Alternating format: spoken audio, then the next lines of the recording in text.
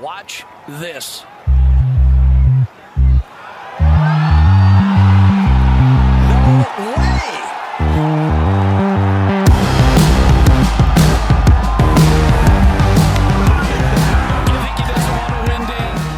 Hello and welcome back to the Cookie Jar Golf Podcast. I am Tom Mills, and today I am joined from a satellite office in London by young Bruce Fitzpatrick. Hello. And from our typical location here in the heart of England, we have Sam Williams. Sam, welcome. Greetings, gentlemen. Bruce, you look incredibly smart. Shirt collars at 9 p.m. on a Monday. Thanks very much. Yeah, working life. What can I say? I've dragged out being a student for as long as I possibly could, and I've now finally arrived at working proper working life. But no, good to join you both and for a recap and a bit of a debrief on this weekend's events. So fresh off the slaughter on the water, that some are calling it. That's Bruce is here there in his maroon red to represent the blood that was spilt in Wisconsin. How do we feel about it, gentlemen? Just let's start there. I don't think it was entirely unexpected, was it? It's an interesting one because, full disclosure, I had a bit of an issue with my child that ended up in hospital for a few days. So I actually watched fairly zero Ryder Cup action, which is quite annoying. So I'm going to come at this podcast from a fairly statistical standpoint, having looked at the scores and the Will rankings and how they lined up. And what I want from you guys really is a bit of a blow by blow and, what went on. And I watched the full opening ceremony, waiting an hour. Okay. Perfect. I mean, that was intense. That was an hour of USA, and then the teams were named, and then that was it. Oh, Tom, well, that's very sad to hear. I mean, yeah, I think actually you coming at it from a statistical standpoint, though, and obviously the sort of sound bites that you've no doubt heard over the last few days, and trotting out your favorite phrase, regression to the mean, will be quite a good perspective though to take, because I think I certainly watched a lot of it. I don't really watch all that much live golf, I must admit.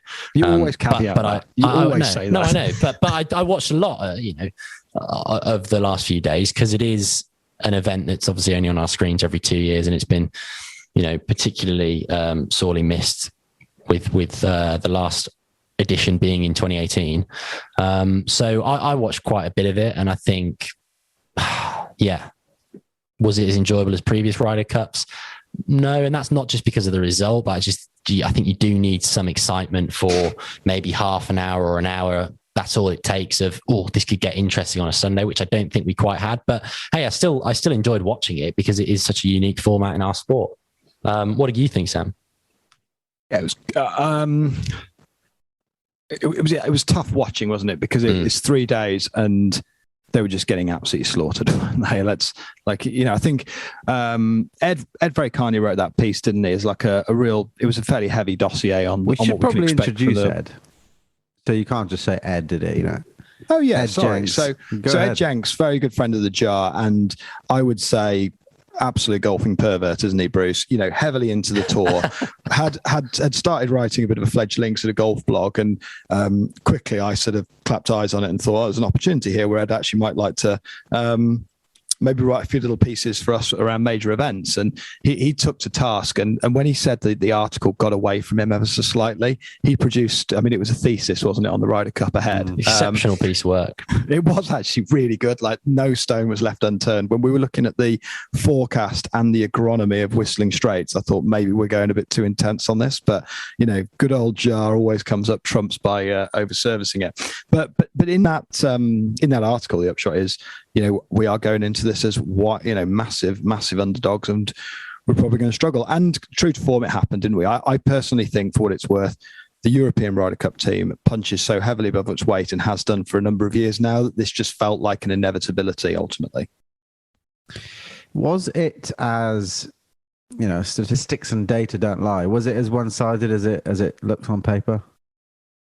No. You see this, and this is where I think one of the takeaways from the last few days, and certainly actually this morning as well, like looking at the headlines, is that people are saying, yeah, you know, that the European team, to use your words from just a few minutes ago, Sam, got absolutely slaughtered. And we're even seeing headlines now about, yeah, America are going to dominate for the next 20 years. And how didn't they win by 22 points to 6 or whatever? And I just feel like it's some confirmation bias, and like the idea that hindsight's 2020 is really coming to the fore. Maybe that's just the media in general, but actually a lot of the matches were quite close. There were quite a few matches that went down the last, or went to sort of 16, 17. I felt, just as a sort of armchairy pundit who hasn't looked at all the data in a very complete and thorough manner, something that really stood out to me is that the Americans just seemed to bury a stupid number of putts. So like the footage of putts that they must have holed just seemed far greater than the Europeans. I think that would be borne out by statistics as well. But maybe again, there's some other factors at play there. And I also think that, you know, people are talking about it a little bit, but maybe not stressing it enough, is that the fans and the crowd was so one-sided, partly as a function of COVID and obviously European fans not being able to travel out there, but also it seemed that the atmosphere was particularly hostile if you're a European player. And I think all of those factors go into producing what looks like a really one-sided result on paper, but actually it's really not. It's not that far away. I think that's fair. I can definitely get on board with that. I think when I say slaughter, I mean the end score line indicates it was a drubbing for Team Europe. The matches themselves, Tom, were definitely not. You know, these guys weren't facing 10 and 8s across the board on the front 9. I found what was happening in most of the sort of foursomes and 4-ball sessions. I don't know if you saw the same, Bruce.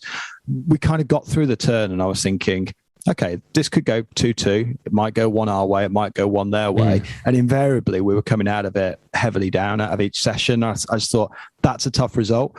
You know, again, it doesn't matter. It's about winning the matches, isn't it? But I do know that it felt, I agree, it felt like watching it. There was a lot of footage of putts being held by the Americans and not many by the Europeans. Apparently, that's not the case. Like when you look at the stats, apparently it was pretty marginal. I think fundamentally, they've got a younger side, the Americans, who are playing a brand of golf, which we don't. Like, I'm curious to know whether you think the setup of the course plays into that in a big way. Obviously, we totally marginalised the Americans at the Golf National, and then we go over to US soil. They've thinned the rough, you know, it's taken down. It lends itself more to a bomb and gouge kind of attack brand of golf. And I think there's definitely something in there. Like, we've got a much more tenured side out there, whereas they've got a lot of rookies who are comfortably hitting it 320, 330 off the tee. Yeah.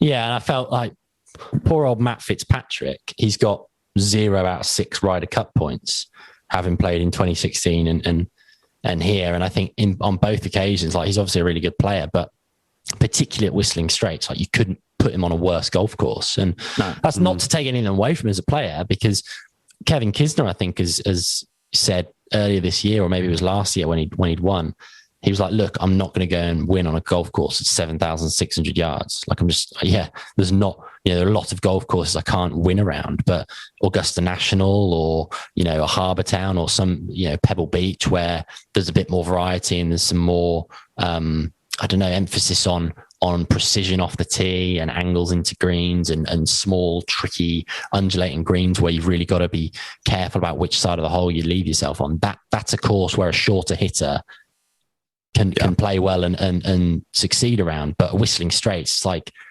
you know, that you literally couldn't pick a worse course for someone like a Matt Fitzpatrick. And I definitely think it absolutely played into the American style of golf without a shadow of a doubt.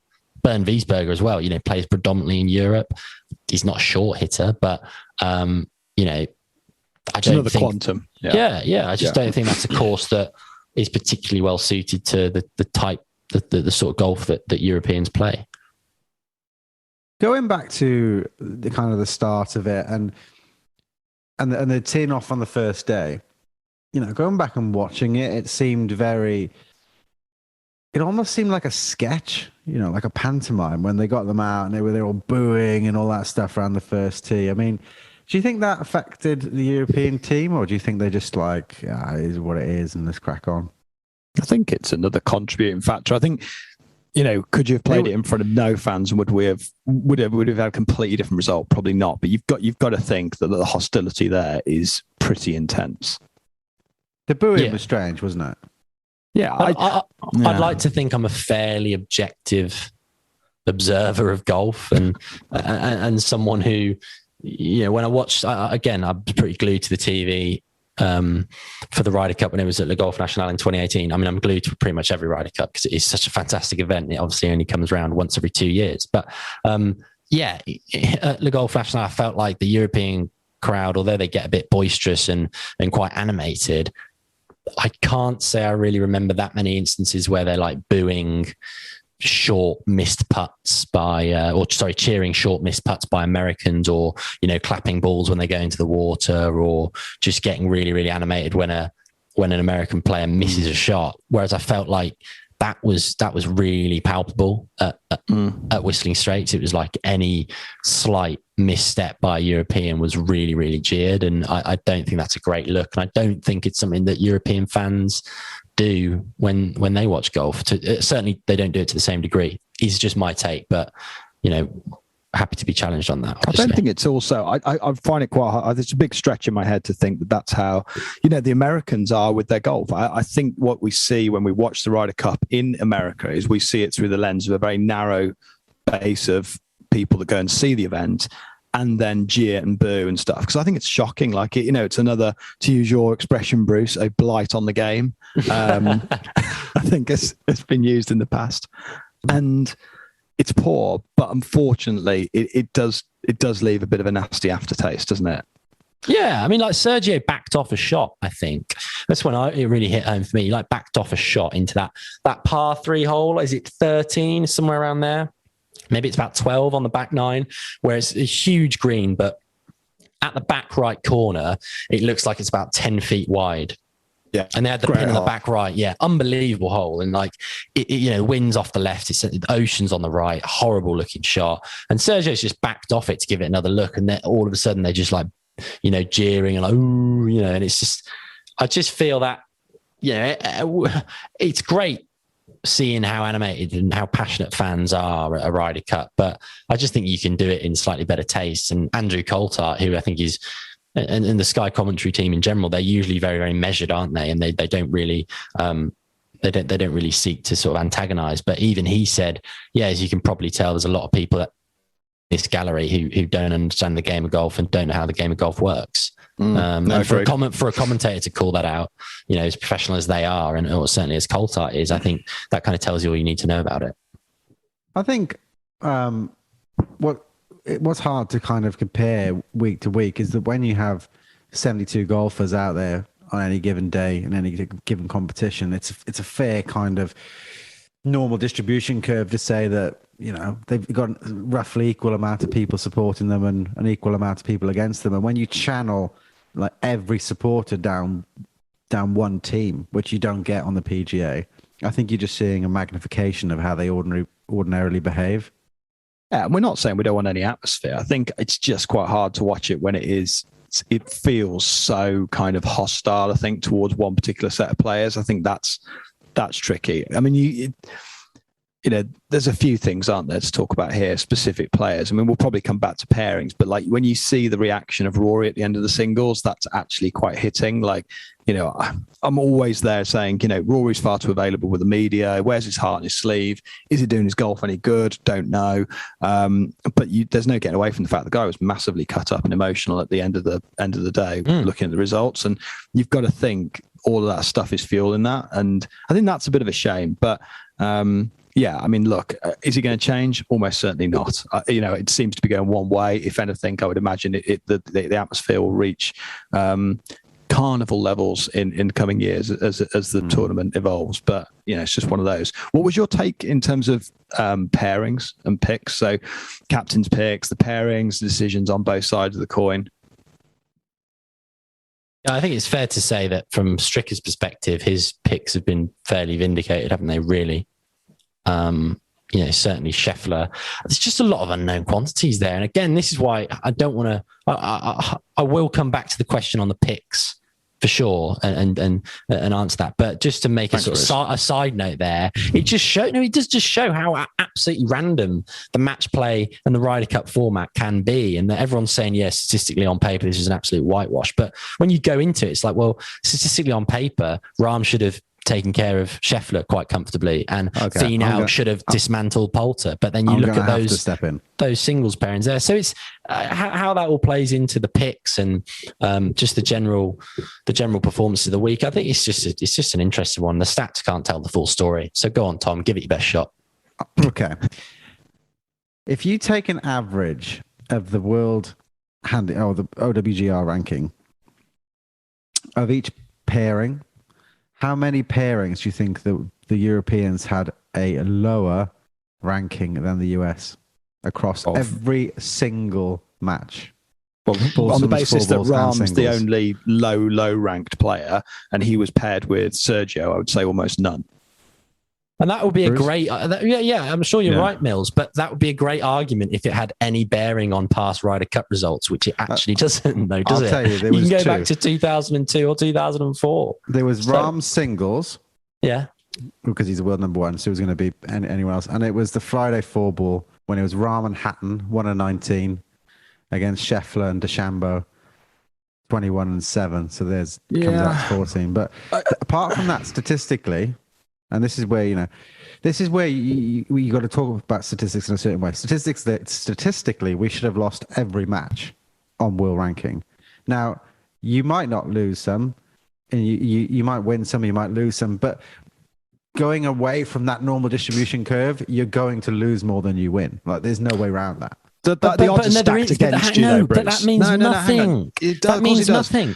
Because it's like by proxy better golfers, aren't they? By proxy of the fact Rahm's number one in the world, so he has to be a better player than Scotty Scheffler. I agree with the point you're making. Hang on a second. No. I understand. No, hang on. No, young man. I do agree with your point that yes, it doesn't stack up when you look at previous Ryder Cups, but you've got to think we have punched above our weight in that format because we're getting by on guile and team morale, and we've benefited from maybe a couple of venues, or we've had a few lucky breaks go away, or a chip's gone in, or someone's hold a putt. But that does not stack up over a long period of time. Fundamentally, the better golfer will shoot the lower number. If you toss a coin 100 times, 50 of them will be heads and 50 of them will be tails. You can't just keep getting 75 heads. It doesn't work. If you toss a coin enough, it will average itself out. And we are coming to a point where we are averaging out, and we just can't. We now have a rebuttal from Mr. Bruce Fitzpatrick. Take it away, sir. Yeah. I know it's just absolute tripe, though. Like, this is why you're relying on like the stats to sort of try and tell the full story. And the reality is, it's like, what about when Tiger and Phil, as the number one and number two ranked player in the world, teed it up in the foursomes in, I want to say 2004, it might have been 2006 at the K Club, and got absolutely pumped as the number one and number two player in the world. And actually, that's confirmation bias that you've literally picked one example to prove the point. But it's not one example though, is it? Because if we were having this conversation a week ago and we were looking at the last 9 Ryder Cups, why have Europe won 7 of them? And actually, Mills, how about this? What can you tell me one year where the European team, based on world ranking, was ranked higher than the US? I do know 2010. There's one. It's 2010. 2010. That's it. That's it. Won. Yeah. So you can say, well, if you flip a coin enough times, it's like, well, yeah, but again, like that argument only goes so far because we flipped the coin 9 times. Here's the counter argument to world ranking. Dustin Johnson, second in the world, never played against anyone better and won all 5 matches. That's confirmation bias on my side. He's the best player there, of course. Yeah, but this is the whole. You kind of proved my point, because I'm saying this is the whole issue with statistics. Is like it can give you a general picture, but with professional golf, where the margins are so small anyway, and any of these, pretty much any of these players can go out and shoot 62 on any given day. I don't know if you can really just look at it, because it's such a random game and there are so many variables that go into it. I just don't think looking at official world golf ranking is a particularly good way of I think it's nuanced, isn't it? Yeah, it is. I'll phrase a statistical question back at you, and just and slightly hypothetical as well, and see what your take is. If 2 golfers gang up on a rules official for a decision to move a ball because your player who's got a bad wrist is going to slam their club and their wrist into a steel drainage gate. And then that same golfer doesn't get the ruling they want and then takes a full-blooded swing at it and misses it by a clean yard. Is that golfer looking like a clown at the end of the day? Yes or no? So you're going to have to tell me. I saw the posts. I saw if I break my fucking wrists, it's on you. But I don't actually know what happened. So it was such a bad take. It's just, I mean, a few people on the DMs, you know, kind of, you did like a bit of backwards and forwards with a few people. And I think I said to everyone, I genuinely thought Brooks Koepka was better than that. Yeah, he went down in estimations. Better than what? I don't know what's happened. Okay, so what's happened is Berger's driven off, just sort of a leaky one outright, and just short of the bunker, there's this kind of big clump of sort of fescue, isn't there, Bruce? Like this big sort of like wiry block of grass that, you know, kind of builds up. It's very kind of rugged, and you can see the ball in there, and you're like, yeah, that's just a desperate lie. They kind of stand around it for a little bit. He looks down, he sees there's a little drainage gate at the bottom of the bunker where obviously there's I think this is what happened, where some of the water feeds into it. Brooks's argument was like, look, that's going to impede my swing because if I compress the ball, I'm going to hit down, I'm going to go straight into that. So therefore it's it's essentially a man-made obstruction. I want to take free relief from it. The guys, like the first rules official said, look, yeah, I don't subscribe to that. I'm not on board with it. You're not going to hit a clean swing at it. And he goes, okay, well, can you just give me the decision now because I'm going to go and get a second opinion on it irrespective if you say no, which he then goes and does. Berger by now has put his hood up and is loitering around like this rules official shadow. So it's like you've got these two guys ganging up on this one official. Talk about bringing the sport down at this point, because I always think to a non-golfer these things look extremely complex.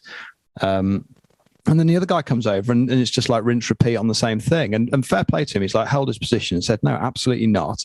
And like you say, he said, well, if I hit this, it's on you if I break my wrist. Then goes and hits the green. With an expletive in there, actually. He did say, with an expletive. If I break my fucking wrist, this is on you, is what he said to them. So quite aggressive as well. Too much. Fully aware that, you know, he's one of the best players in the world and obviously the centre of the spectacle. And yeah, I thought it was so poor. He goes guns out on the shot and clean misses any of this obstruction that he'd spent the last 15 minutes talking about. And you're like, you look like an absolute douche. Hits it to 20 feet and then nearly win the hole or whatever. It's just poor, yeah. It was really poor. Thought that was pack mentality, though. Do you think that's just symptomatic of pack mentality at these things? He'd never done that in a stroke play event. No. And I think that's just slightly with the swearing or of the accusing of the referee.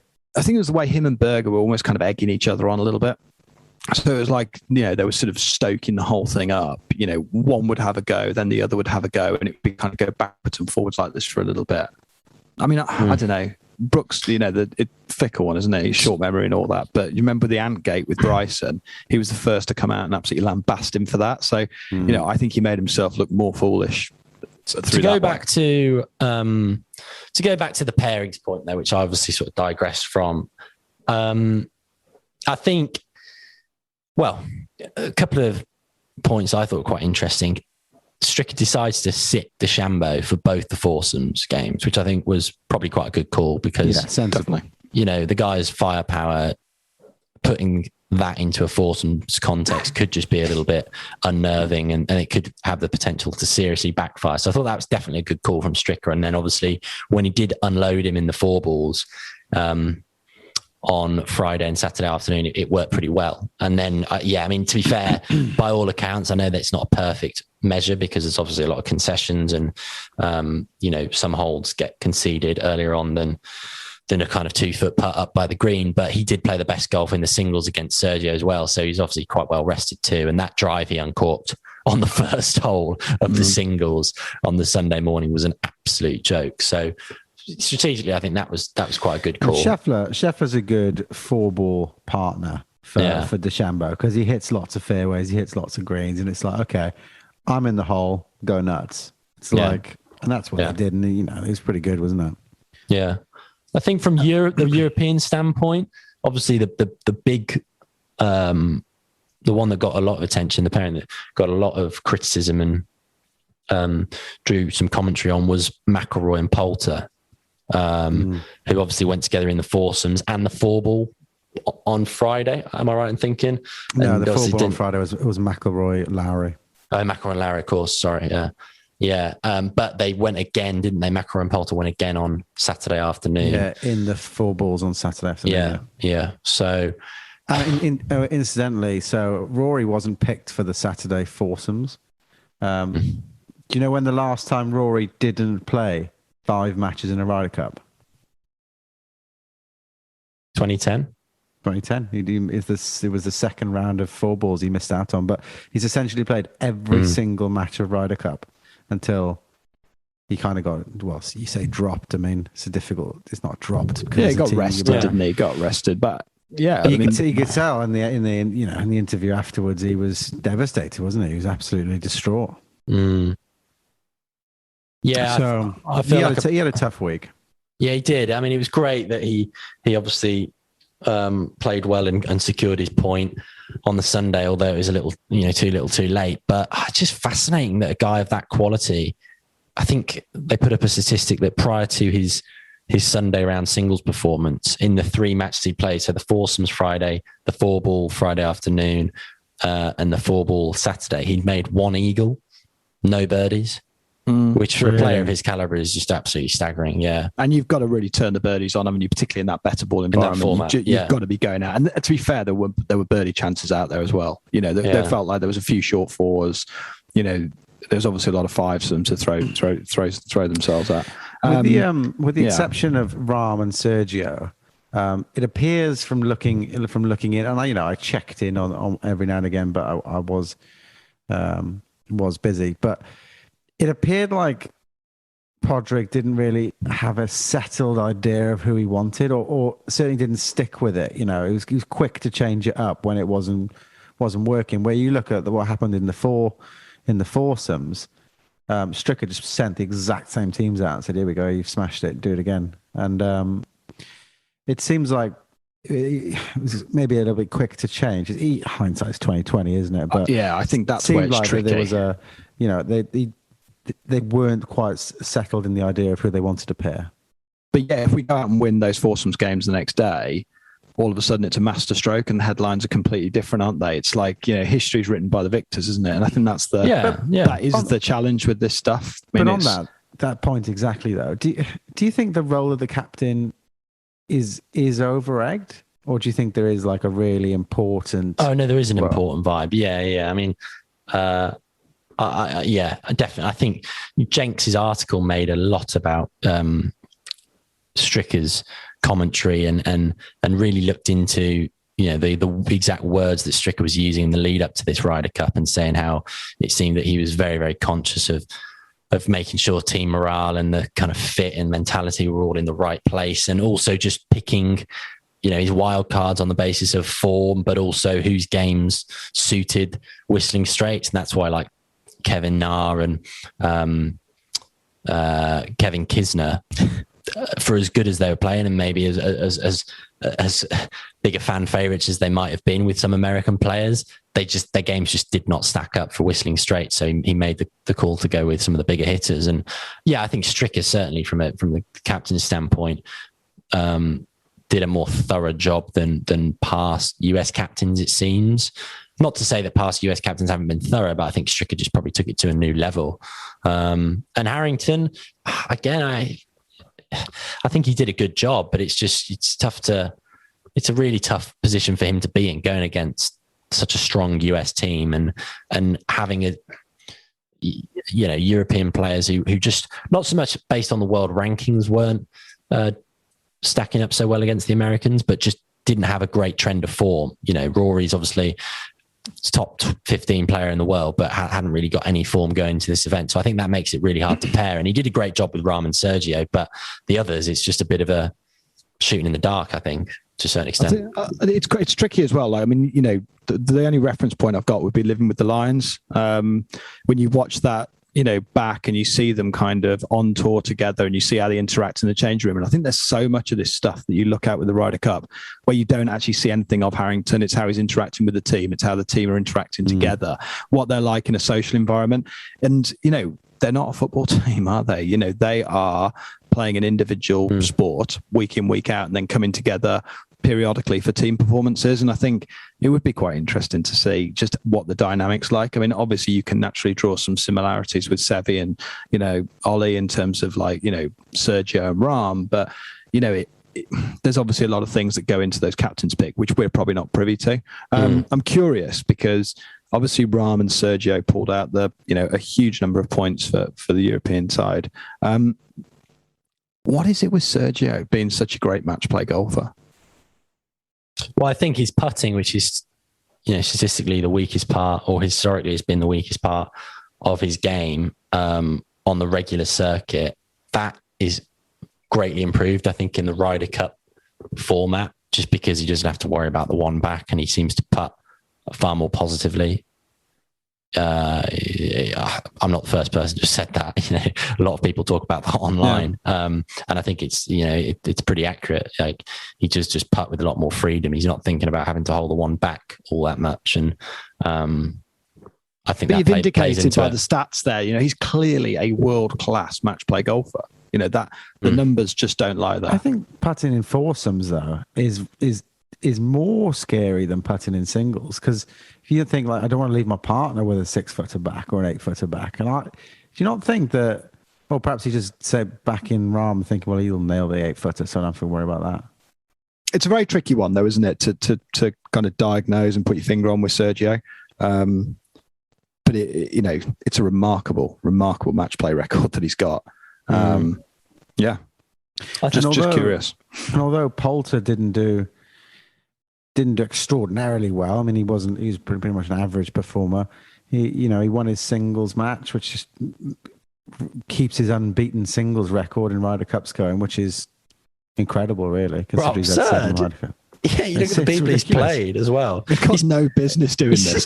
He's beaten Finau at Whistling Straits, and he beat DJ at Le Golf National. And it's just he's not getting good draws. To your point, doesn't it? That does lend some credence to your point, I think. Okay, drew Chris Riley, in 2004, whatever, which is, I'm not taking anything away from Chris Riley, but when you draw the world number one in DJ, or, certainly one of the best players over the last 10 years consistently, and then you're taking down Finau as well, who's fairly recently notched up his second win on tour and his game's trending. It's there's something to that. But I think Poulter actually just excels a lot better in his own ball format in Ryder Cups, and that 4-ball, better ball, I think he's very good at too. Clearly, that's what people will remember him the most for when it comes to the Miracle of Medina and birding the last 5 holes on his own ball, just to give the Europeans a glimmer of hope going into the Sunday. I don't know if he's as great playing foursomes. It's obviously a bit of controversy made by Brandel Chambly over the last few days when he said that he wouldn't pick Poulter in foursomes pairing or just in a 4-ball pairing at all because his ball striking was so crap compared to everyone else at Whistling Straits. Punchy from Chambly, isn't it? Punchy from Brandel Chambly once again. But there's a little bit of truth in that, perhaps, in that, the foursomes game is perhaps a sterner test of consistent ball striking, but certainly on his own ball, he's the best player arguably in over the last sort of 7 or 9 Ryder Cups. It does feel like there's a little swan song there for Poulter though this year. Definitely. Is Sergio going to be at the next Ryder Cup? Don't know. You'd hope so based on the numbers. Westwood, it feels like that might have been his swan song again. And you look at the Americans and they're packing 6 rookies in there, I believe. I think it's 6. And across the board, the rookies just all seem to play pretty well, don't they? I mean, Hovland looked superb, so comfortable. Morikawa is a rookie. He's got 2 fucking majors. It's it's not exactly like their fresh face, isn't it? But his match with Hovland, by the way, just to linger on that because you mentioned it there, Sam. That was, I thought, the best viewing of the whole of Sunday afternoon was watching those guys just go toe to toe and absolutely flag iron shots on the back 9. Yeah. 17 was ridiculous where Morikawa's hit this wood in from 250 or whatever up to 15 feet. And then Hovland's followed him from 230 with a 4-iron to 18 feet. And then, obviously Hovland's hit a decent shot to about 30 feet on 17, the long par 3. Then Morikawa stepped up and just ripped this 4-iron to about 6 inches. And then on 18, Hovland, didn't make the putt. He didn't need to in the end because Morikawa missed his par par putt, but Hovland from like 190 when it looked like all the pressure was on has just flagged this 6-iron again to 5 feet. I mean, if you ever wanted to watch a better, the best display of ball striking going, that match for the last 5 holes on Sunday was absolutely the one. Just to push back on your comment earlier on a little bit, Bruce, about Stricker and his picks, because I just want to touch on picks slightly. I mean, you say that Stricker's picked some great picks for the course. I mean, of the top 11 Americans OWGR, he picked them all, or picked all of them. 6 of them were by right, but the other 5 that he picked. And then the only people who were above who he didn't pick were Billy Horschel and Patrick Reed, who arguably are not the most popular players on tour. And then you've got Scotty Scheffler, who was the lowest ranked in the team. But Reed had mitigating circumstance as well, didn't he, with illness, obviously. Yeah. And also, you may want to check your Billy Horschel number there, because I'm not sure he was that highly ranked prior to winning the BMW. Fair point. But see, if you're going to be a stato, mate, you've got to be a proper stato. You've got to go all in on it. You can't be feigning it. Do we think the European picks were vindicated? Well, silence in the room. Again, I hate to. I really don't mean this to be disrespectful, but just purely based on course fit, and I know it's something that our dear friend Ed Jenks keeps mentioning. Bernd Wiesberger and Matt Fitzpatrick, who were automatic picks, I don't think suited that golf course, and I think a lot of people would make a compelling argument they did not suit that golf course particularly well, but they were automatic picks, so there was no way of really getting around that. Poulter, I guess the argument you're really making is, who would you have picked Justin Rose over? Would Justin Rose have performed better than the 3 picks that he did make? I'm just asking a question. No, but it's a fair question to make. But I just guess the counterfactual there is, well, who would you have picked instead? A lot of people would have said, Justin Rose. Who else was really on the fringes? Yeah, but that's the thing. And I sat there watching and thinking, do you know what? And I'm the biggest supporter of Robert McIntyre, but even so, it wasn't going to change the end result of this fixture, was it? And it's really tricky. Do you play it safe and you go with essentially your top ranked players and you go with the predictable players? I've said it before. Would you take Højgaard and just throw him into the mix so that? No. Well, hang on. He was in form. I'm loving this. I'm liking this take. Winning back-to-back weeks or whatever, bro. And imagine being Jordan Spieth stood on the first tee and being like, I've got no idea who these guys are, other than the fact they've just won a handful of events. All of a sudden, that's a very intimidating pairing to play against. You could pick both of them. Possibly, probably Rasmus, to be fair. But even so, that's a fairly it's fearsome because it's the unknown, isn't it? Do you know what I mean? Whereas I just don't think, in the nicest way possible, that when Jordan Spieth tees it up with Lee Westwood or with Ian Poulter, that they are petrified, because they're like, well, I just fundamentally know I'm a better golfer than these guys. No, I think you're wrong with Poulter there, though, because he's so deeply burned into the American psyche. I mean, these guys probably burn effigies of Ian Poulter before they tee it up on a Thursday or a Friday, because they're just so scared of the bloke. I mean, he reeled off 5 birdies to win like 1 up against Zach Johnson and Jason Duffner in 2012, and then he's gone and had a really good Ryder Cup as well in 2018 at the Golf National, beating DJ. He's kind of proved the point again that he punches well above his weight in beating Finau. Like, I think they're all quite professional. Even DeChambeau, I think, would look at someone like a Poulter or a Garcia and have respect for their Ryder Cup record. I don't think they're a bunch of ignoramuses. Like, I really don't. Ignorami, is that the plural? I don't know. But I don't. Yeah, I think, your point about saying, well, why don't you just pick a couple of unknowns who just won on the European tour? It's like, well, yeah. I mean, if you follow that logic, why don't you just go and pick a mini tour pro who's just won something who no one really knows about? And yeah, I'm not going quite that far. I think it might be ignorance was the collective noun you were searching for. But I think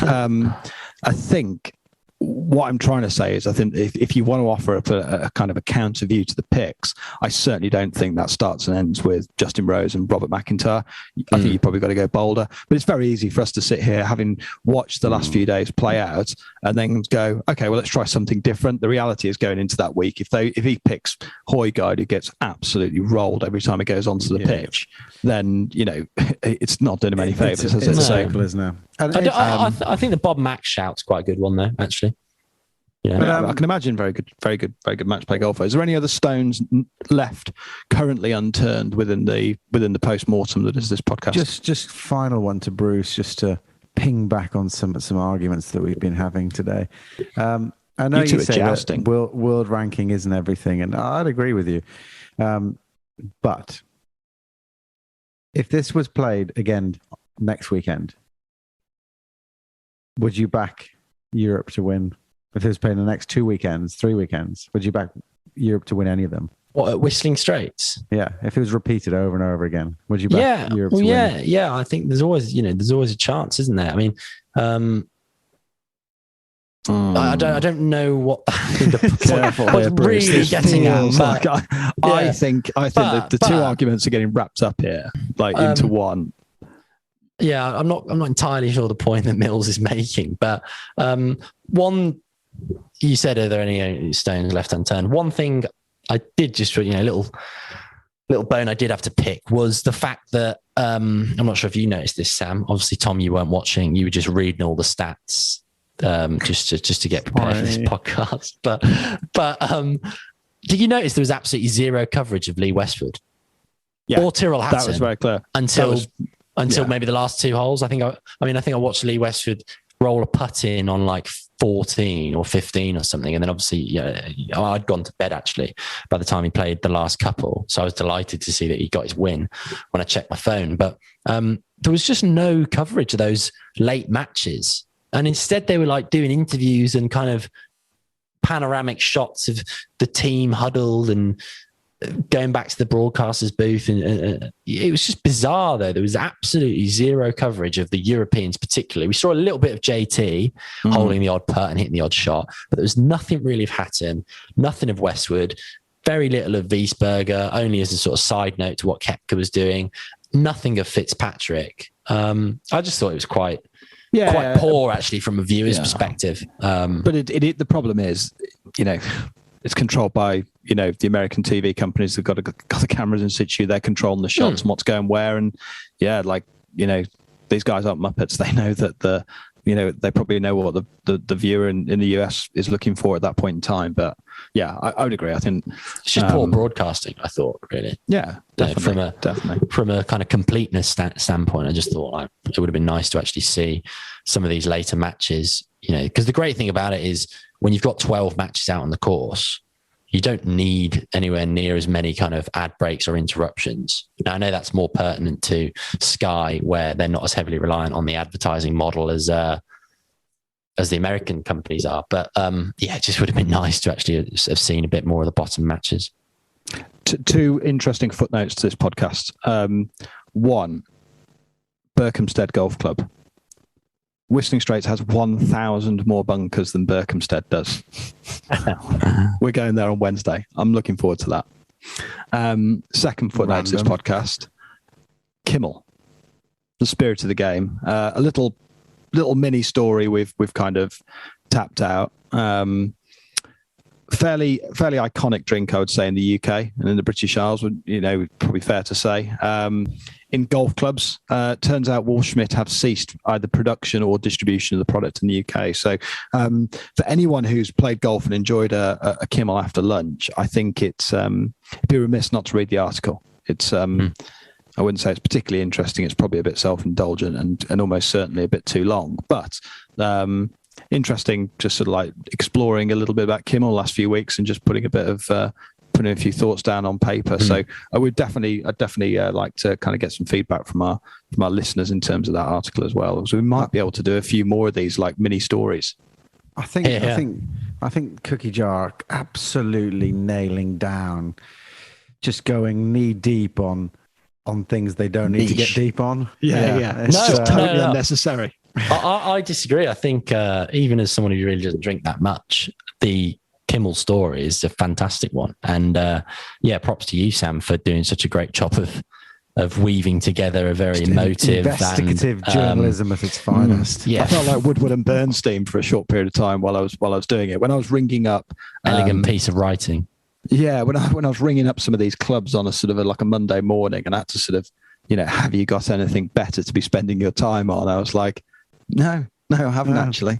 I'm really, I want to know about really your keen to get distribution stakes. I really want to understand whether you're stocking Metzendorf or Waldschmidt, and I really want to understand the nuances in terms of what your members think. But yeah, I actually think that stuff's quite interesting. Like I've got loads of random ideas of things that we could possibly cover on that. So if people like it, we can do a bit more. Yeah, if you'd like Sam to do any more random stuff, please send in suggestions. Trust me, he takes it by the scruff of the neck and he runs with it. Yeah.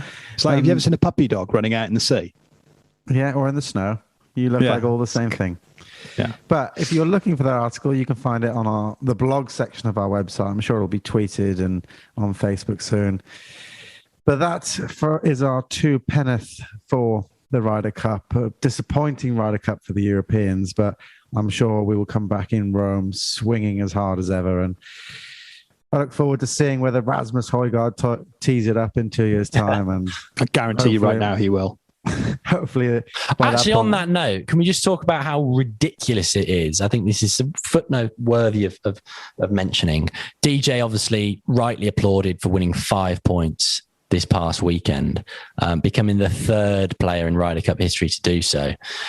Can we believe that Francesco Molinari did that in 2018 and we just don't even think about him now? I mean, it's absolutely nuts, isn't it?